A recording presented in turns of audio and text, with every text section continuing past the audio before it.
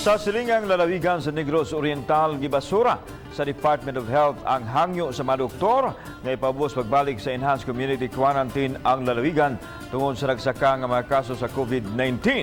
Si Chelo Valiana sa report.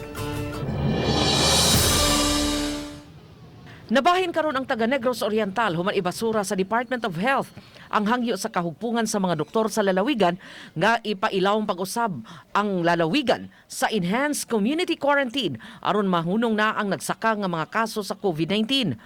Ang ubang mga mulupyo nga mibalik na sa panginabuhian nalipay nga wa kini uyoni sa DOH. Usa sa nalipay si Manang Hani Duran, 77 anyos og taga Barangay Banilad sa Dumaguete City nga dili motuo sa COVID-19.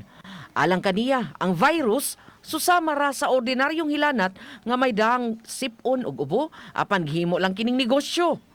Usa siya sa misuroy sa pantalan sa Dakbayan. Maura man rin nasakitan na sa unang mga pneumonia,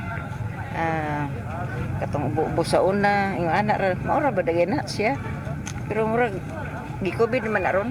Sa pahibaw sa mga doktor sa Dumaguete City, nga kung mapaubos na pagbalik ang lalawigan sa ECQ, kansilado na usab ang pagpahigayon og tapok-tapok og salo-salo nga mao'y gituhuan nga super spreader o mao'y hinungdan sa pagtakod-takod sa COVID-19. Isang concern namin is we can see a lot of people na nagpa-party dyan sa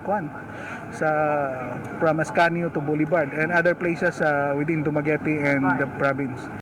So we have to have the strict implementation of health protocols to intensify the testing, especially for the first generation contacts of the positive. So example today. Uban ni Clans Gabutin, Chelo Valiena, Balitang Bisda.